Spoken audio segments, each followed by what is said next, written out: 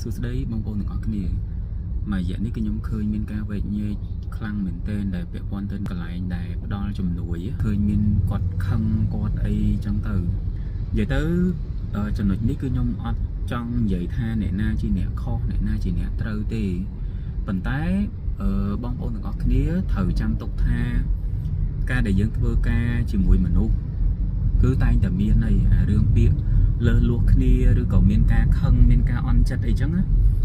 មិនអត់ទេព្រោះអីមនុស្សគេថាមនុស្ស1ចិត្ត1មនុស្ស10ចិត្ត10មនុស្ស100នាក់ចិត្ត100នាក់អញ្ចឹងបើសិនជាយើងធ្វើការជាមួយនឹងមនុស្សយើងតែងតែជួបនៅរឿងទាំងអស់ហ្នឹងហើយមិនថាបងប្អូនទាំងអស់គ្នាមិនថាខ្ញុំផ្ទាល់ទេសូម្បីតែខ្ញុំក៏ខ្ញុំជួបច្រើនដែររឿងថាយើងទៅស្ម័គ្រចិត្តអីហើយបែរជាយើងមិនទទួលបានតម្លៃហើយយើងត្រូវមាត់មកវិញទៀតពេលខ្លះគេមិនស្គាល់យើងគេមិនដឹងយើងអ្នកខ្លះគឺចរិតគាត់អញ្ចឹងសម្ដីសម្ដៅការនិយាយស្ដីរបស់គាត់ពេលខ្លះក្នុងចិត្តគាត់អត់អាក្រក់អីប៉ុន្តែអ្វីដែលគាត់និយាយចេញមកវាបូករួមនឹងការហត់នឿយខ្លះទៀតវាធ្វើឲ្យពាក្យសម្ដីដែលគាត់និយាយចេញមកហ្នឹងវារឿងលឺឬក៏មុត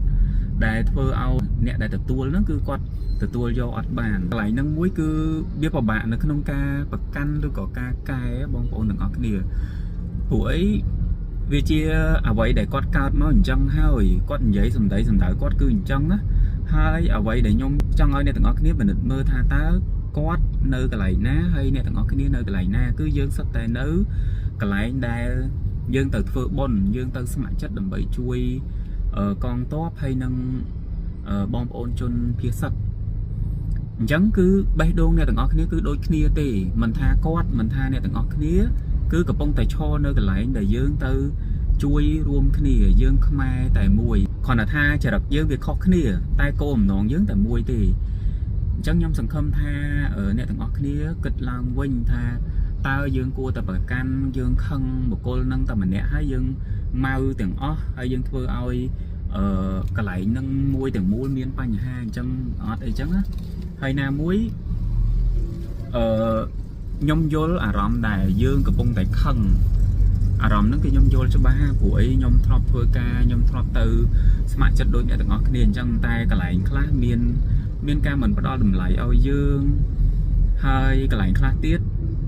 គេមានខ្សែមានបាក់មានពួកអីចឹងទៅហើយយើងអត់មានមុខមាត់យើងអត់ល្បីយើងអត់មាន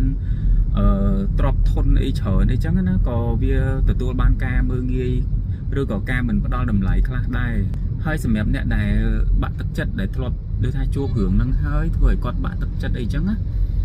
គាត់លែងចង់ទៅជួយលែងចង់ធ្វើរឿងហ្នឹងទៀតខ្ញុំចង់លើកទឹកចិត្តឲ្យអ្នកទាំងអស់គ្នាថាបន្តធ្វើរឿងហ្នឹងទៀតទៅបើកន្លែងហ្នឹងអត់ផ្ដល់តម្លៃឲ្យអ្នកទាំងអស់គ្នាឬក៏កន្លែងហ្នឹងធ្វើឲ្យអ្នកទាំងអស់គ្នាមិនពេញចិត្តអ្នកទាំងអស់គ្នាអាចទៅធ្វើអំពើល្អនៅកន្លែងផ្សេងទៀតពីព្រោះអីយើងមិនមែនអំពើល្អធ្វើតែកន្លែងហ្នឹងទើបយើងបានផលល្អឯងយើងទៅធ្វើនៅណាក៏យើងទទួលបានផលល្អដែរឲ្យតែជាអំពើល្អដែលយើងបានធ្វើដោយបេះដូងរបស់យើងអញ្ចឹងណាហើយបងប្អូនខ្មែរយើងទាំងអស់ហ្នឹងគឺត្រូវការអ្នកទាំងអស់គ្នាមែនតែនគឺត្រូវការទាំងកម្លាំងទាំងជំនួយគ្រប់គ្នាហើយសុទ្ធតែមានតម្លៃទាំងអស់គ្នាមិនថាក្រុមការងារឬក៏ជាអ្នកដែលផ្ដល់ជំនួយទេគឺសុទ្ធតែមានតម្លៃដូចគ្នាអញ្ចឹងណាអញ្ចឹងខ្ញុំសង្ឃឹមថាអ្នកទាំងអស់គ្នាជួយគ្នាបន្តទៀត